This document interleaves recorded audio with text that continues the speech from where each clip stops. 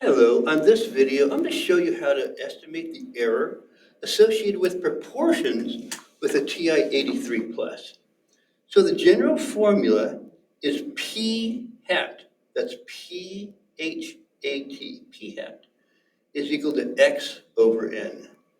X is the number of individuals who responded favorably versus the entire sample size. For instance, if you interviewed people, 78 people, and 23 agreed with what you're saying or something, then, or responded favorably, then it would be 23 over 78 like we have here. So P hat is X over N, and the error associated with these proportions would be Z of alpha over 2 times the square root of P hat times 1 minus P hat all over N. So in that first example I gave, I said, what if 23 people out of 78 people responded favorably? So 23 over 78.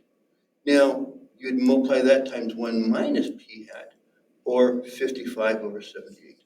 How did I get 55? Well, 78 minus 23 equals 55 over 78, all over 78.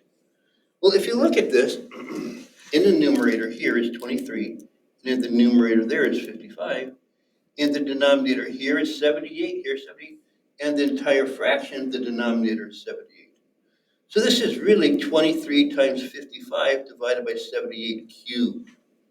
So that's what we do. We will go ahead and we will turn on our calculator, we'll clear it,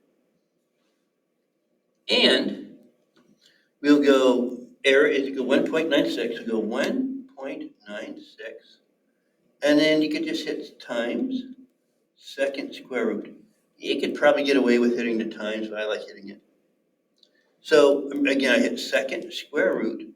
A square root is above the x squared key, as it is often on a Texas Instrument product. So hit the square root, and remember it opens up a parentheses, so I don't have to open up a parentheses. All I have to do is go 23 times 55 divided by 78 cubed. Now to get cubed, I can hit the caret key, this guy, and 3. Now you can close the parentheses, but when you hit enter, it marries all your parentheses. So I can just have to enter, and I've got it. 0.101195, et cetera, So I'm just going to show you this one time, but I'm not going to show this every time. If I wanted to go up here and close it, let's see, for instance, I wanted to close it. I'll hit second and entry, which means the last thing I typed in. And if I closed the parentheses, it ends up being the same number. It doesn't change the value at all, because whenever you hit enter, it closes or marries all the parentheses that you had. So this is what you would do if you wrote it as a fraction. Well, what if it's written as a decimal? How do you do that? Well, I'm glad you asked, because this is what you would do. I will clear it. I would hit 1.645 times second square root.